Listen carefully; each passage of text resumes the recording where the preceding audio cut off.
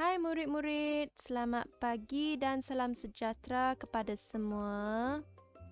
Okey, selamat kembali ke video pembelajaran matematik tahun 2 pada hari ini.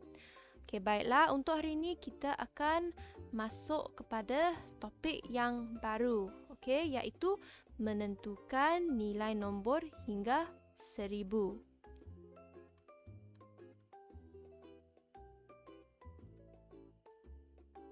Okay, baiklah. Pada akhir pengajaran dan pembelajaran, anda akan dapat menunjukkan kuantiti bagi nombor yang diberikan.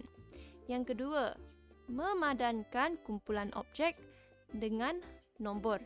Jadi inilah kemahiran-kemahiran yang anda perlu tahu, dan perlu kuasai selepas pengajaran dan pembelajaran ini. Baiklah, kita boleh mewakili nilai nombor dengan menggunakan objek sebenar. Seperti kayu aiskrim, straw dan sebagainya sebagai pembilang. Yang kedua, kita boleh menggunakan dekak-dekak. Yang ketiga, kita boleh menggunakan blok asas 1, 10 dan 100. Nanti cikgu akan tunjukkan cara macam mana kita boleh tentukan nilai nombor berdasarkan blok asas yang ditunjukkan. Berdasarkan blok asas yang diberikan. Yang keempat adalah abakus. Siapa tahu cara macam mana nak guna abakus? Hari ini cikgu akan ajar, ya. Semua ni cikgu akan ajar. Baiklah, kita teruskan. Berdasarkan paparan ini, anda dikehendaki menuliskan nombor berdasarkan objek yang ditunjukkan. Objek di sini terdapat balang yang besar dengan balang yang kecil. Pertama sekali, kita kena tahu apakah nilai bagi satu balang yang besar dengan balang yang kecil. Balang yang besar, nilai dia 100. 100. Untuk satu balang, nilai dia 100. Jadi kita kena tambah semua. Jadi kita tambah 100. Tambah 100 kita dapat 200. Tambah lagi 100 kita dapat 300. Tambah lagi 100 kita dapat 400. Tambah lagi 100 kita dapat 500. Jadi jumlah bagi balang kelima-lima balang yang bernilai 100 ini ialah 500. Sekarang kita pergi kepada balang yang kecil. Balang kecil, satu balang kecil nilai dia 10. Jadi kita tambah semua 10 tambah 10 tambah 10 tambah 10, kita dapat 40. Jadi untuk dapatkan jumlah kuantiti semua balang ini, kita tambah 500 dan 40 kita tambah, kita dapat 540.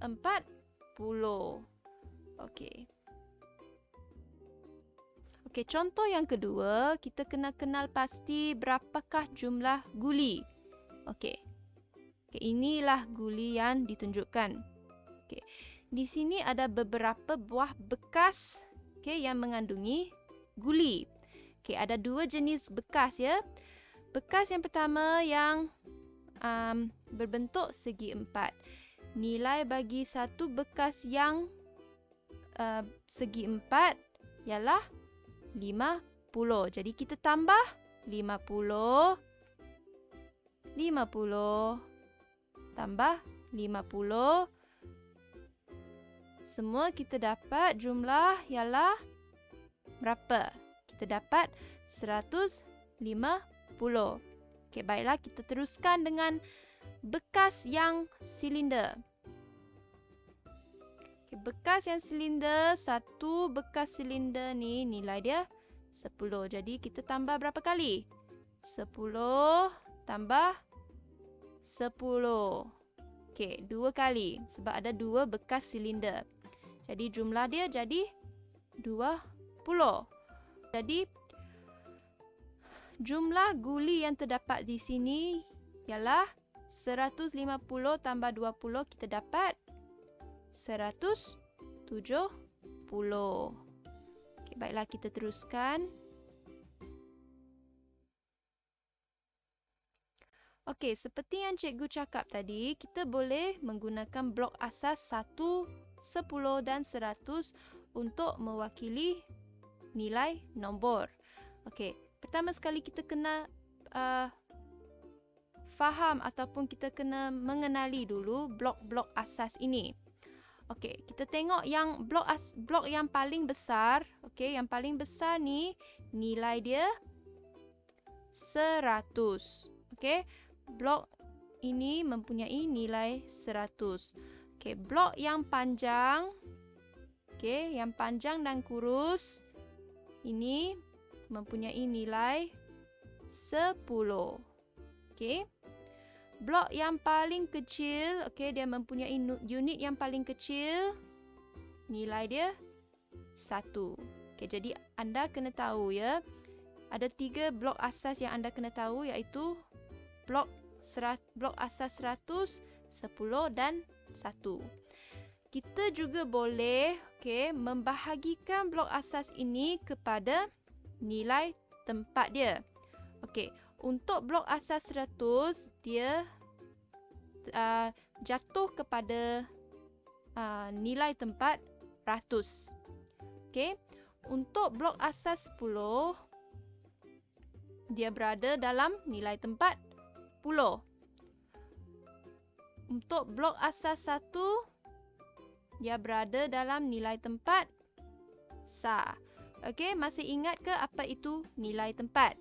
Okey, nilai tempat ialah sa, puluh dan ratus. Okey, bila kita bahagikan blok asas kepada nilai tempat, ia memudahkan kita untuk kenal pasti. Okey, kenal pasti nilai nombor. Okey, contoh cikgu akan tunjukkan. Okey.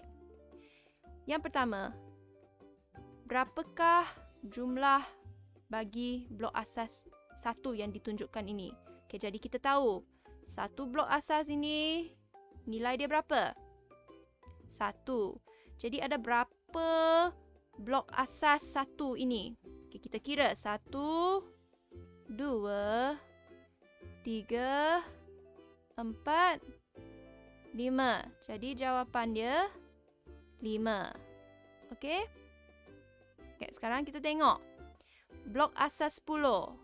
Okey, 1 ni kita tahu nilai dia 10. Jadi kita kira, kita tambah 10, 20, 30, 40. Jadi jumlah dia ialah 40. Okey, kita teruskan. Okey. Ini blok asas 100. Jadi 1 ni nilai dia 100. Jadi kita tambah 100 tambah 100, kita dapat 200. Okey? Okey, baiklah. Contoh yang pertama. Okey, kita perlu tuliskan nombor berdasarkan blok asas yang diberikan. Cikgu dah lukis satu jadual. Okey, di sini cikgu dah bahagikan kepada nilai tempat sa, puluh dan ratus. Jadi senang. Kita nak kira, kita kira mengikut nilai tempat. Okey, kita mula dengan ratus terlebih dahulu. Blok mana yang masuk dalam rumah ratus? Okey, blok ni kan.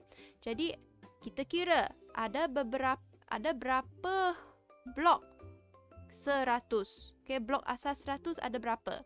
Jadi kita kira 100, 1, 2, 200, 3, 300. Jadi kita tulis 300. Okey, baiklah kita pergi kepada rumah puluh pula. Okey, ada berapa blok asas 10? Jadi kita kira 10, 1, 10, tambah lagi 10, kita dapat 20, 30, 40, 50. Okey, jadi kita dapat 50. Okey, sekarang masuk pada nilai tempat sah. Okey, sah kita mula kira 1, 2, 3, 4, 5, 6, 7, 8. Jadi ada 8 sah. Jadi jawapan awak ialah 358. Okey. Baiklah.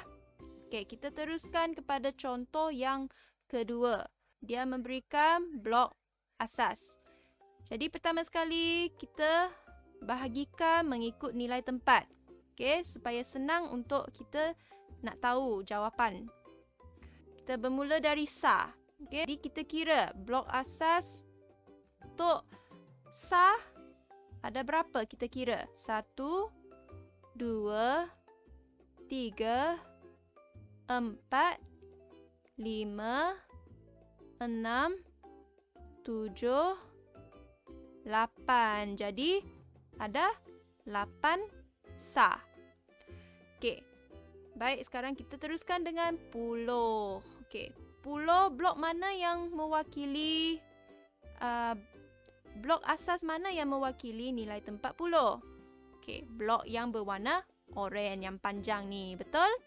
Okey, jadi kita kira 10. Okey, ini satu 10. Tambah lagi 10 kita dapat 20. Tambah lagi satu 10 kita dapat 30. Jadi jawapan dia 30. 30. Okey. Sekarang kita masuk pada nilai tempat ratus. Okey, jadi ada berapa blok 100 di sini? Okey, blok yang berwarna purple ya yang mewakili nilai tempat ratus. Jadi ada berapa blok 100? Okey, ada 100. Tambah lagi kita dapat 200. Jadi jawapan dia 200. Nilai nombor bagi blok asas yang ditunjukkan di sini ialah 238. Okey, seterusnya kita ada gambar dekat-dekat. Okey, dekat-dekat sangat senang sebab di sini sudah ditulis nilai tempat. Okey, jadi awak hanya kira berdasarkan apa yang ditunjukkan. Okey, jadi kita mula dari sah. Sah ada tak manik-manik di bahagian sah? Tak ada kan? Kalau tak ada, kita tulis sifar. Okey, sekarang kita masuk pada nilai tempat puluh. Ada berapa manik-manik yang berada di kumpulan puluh? Okey, jadi kita kira sama-sama. 1, 2, 3, 4, 5, 6, 7, 8. Jadi ada 8. Jadi kita tulis 8. 80. Okey, yang 8 ni mewakili 80. Okey. Sekarang masuk pada rumah ratus. Okey, ratus ada berapa manik-manik yang berada dalam kumpulan ratus? Okey, jadi kita kira 1, 2, 3, 4, 5. Jadi ada 5 manik-manik yang berada dalam kumpulan ratus. Okey, 5 ni mewakili 500. Jadi jawapan awak ialah 580. Boleh faham? Okey, contoh yang kedua. Okey. Jadi kita mula dari mana? Kita mula dari sah. Okey. Sah ada berapa manik yang berada di sah?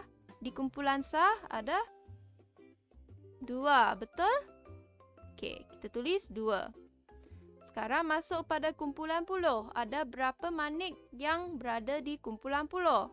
Kita kira 1, 2, 3, 4.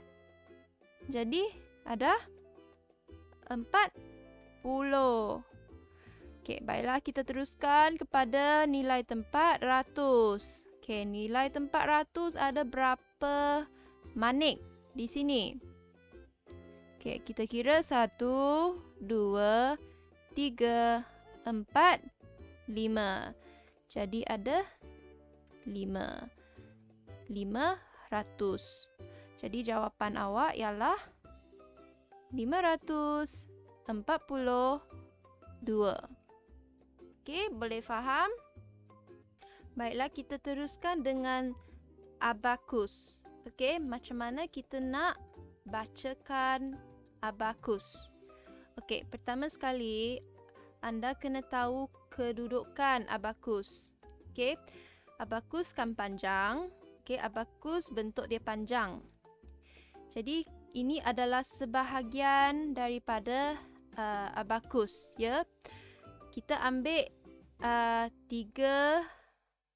baris di belakang abakus sebab dia mewakili nilai tempat sah, puluh dan ratus. Jadi kita bermula dari kanan. Okey, dari kanan, baris yang pertama mewakili nilai tempat. Mewakili nilai tempat sah. Baris yang kedua mewakili nilai tempat puluh. Dan baris yang ketiga mewakili nilai tempat ratus. Jadi ini adalah 3 baris yang anda kena tahu. Okey. Baiklah, sekarang kita nak tahu berapakah nilai bagi manik-manik yang terdapat dalam abakus ini. Okey. Kalau awak perasan ada satu pembahagian di sini. Okey, cikgu tunjukkan satu pembahagian di sini. Pembahagian ini membahagikan atas dan bawah. Bahagian atas dan bawah. Kita bermula dari sah terlebih dahulu. Okey, kita tengok manik yang atas, ya. Manik ini. Manik yang atas ini mewakili nilai 5. Okey, mewakili nilai 5. Okey. Sekarang untuk manik yang kedua, okey, yang berada di nilai tempat 40, ia mewakili nilai tempat 50. Okey. Manik yang ketiga yang berada di rumah ratus, dia mewakili nilai 500. Okey, ini adalah nilai dia, tak boleh ditukar. Okey, nilai dia memang tetap. Okey, baiklah, sekarang kita pergi kepada bahagian bawah. Okey. Kita bermula dari sah terlebih dahulu. Satu manik di bahagian bawah, nilai dia 1. Okey? 1, 1, 1, 1. Jadi ada 4. Ada 4 manik. Okey, kita masuk dalam rumah puluh pula. Rumah puluh ada satu manik di bahagian bawah. Okey, mewakili nilai 10. Jadi ada berapa manik yang bernilai 10? Ada 1, 2, 3, 4. Ada 4 manik. Okey. Masuk ke dalam kepada nilai tempat ratus. Satu manik di bahagian bawah mewakili nilai 100. Jadi ada berapa manik yang bernilai 100? 1, 2, 3, 4 juga. Jadi semua nilai tempat di bahagian bawah terdapat 4 manik. Baiklah, kita masuk kepada soalan yang pertama. Macam mana kita nak tentukan nilai nombor berdasarkan abakus yang ditunjukkan? Pertama sekali, kena kenal pasti dulu kedudukan manik-manik dalam abakus. Pertama sekali kita tengok bahagian atas. Kalau manik yang berada di bahagian atas diturunkan, diturunkan seperti ini, kita masukkan dalam kiraan kita. Kita masuk dalam kiraan kita. Untuk bahagian bawah, kalau manik-manik di bahagian bawah dinaikkan, dinaikkan seperti ini. Ini manik-manik yang dinaikkan. Contoh manik-manik yang dinaikkan ya. Yang bawah ini adalah manik-manik yang diturunkan. Kalau manik-manik yang dinaikkan, kita masuk juga dalam kiraan. Untuk manik-manik yang diturunkan seperti ini, kita abaikan. Kita tak masuk dalam kiraan kita. Kita hanya kirakan manik-manik yang dinaikkan sahaja. Okey? Jadi, sama juga untuk nilai tempat 10 dan 100. Semua adalah mempunyai format yang sama. Lepas itu kita boleh sediakan jadual. Jadual mengikut nilai tempat. Okey, cikgu letak satu kotak di sini supaya awak boleh nampak dengan jelas ya manik mana yang kita nak kira masukkan dalam kiraan. Cikgu buat kotak untuk nilai tempat 10 dan 100. Okey, baiklah. Kita bermula dari kiraan sah. Nilai tempat, kita bermula dari sah. Kita tengok bahagian atas. Manik di atas mewakili berapa nilai dia? 5. Betul? Okey. Kemudian manik di bahagian bawah mewakili berapa nilai untuk satu manik? Nilai dia 1. Jadi 5 tambah 1 tambah 1 kita dapat 7. Okey, jadi jawapan untuk sah ialah 7. Okey, sekarang kita masuk pada nilai tempat 10. Jadi kita hanya kira manik di bahagian atas sebab bahagian manik di bahagian bawah semua diturunkan. Jadi kita tak kira ya yang ini. Kita kira yang ini. Ini berapakah nilai bagi manik yang di bahagian atas? Jawapan dia 50. Okey, jadi kita tulis 50. Okey. Yang ketiga, kita masuk dalam nilai tempat ratus.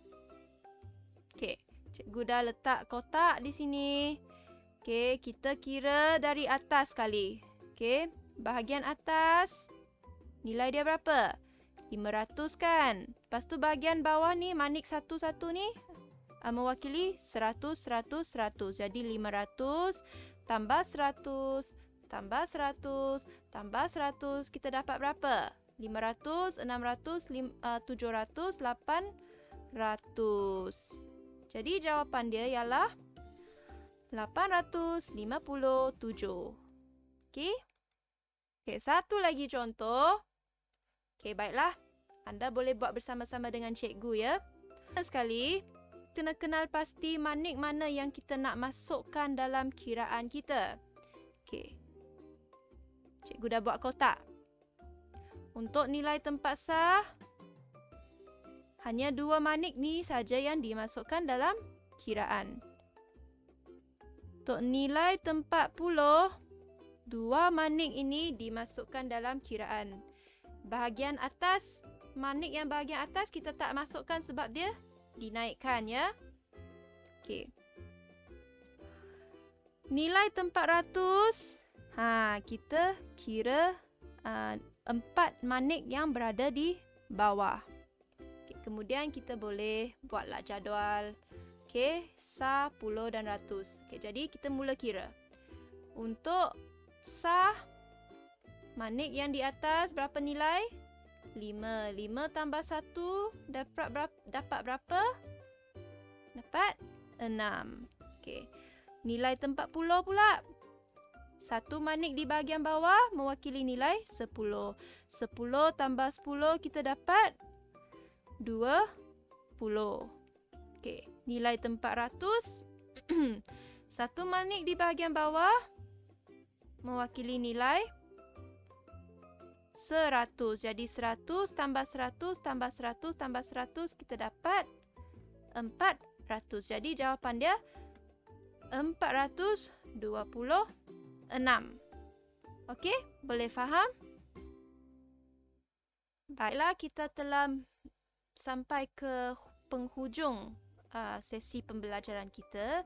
Jadi sebagai rumusan untuk sesi pengajaran dan pembelajaran pada hari ini, yang pertama sekali, anda berjaya menentukan nombor berdasarkan kuantiti yang diberikan ataupun berdasarkan objek yang diberikan. Yang kedua, anda juga dapat menentukan nombor pada abakus.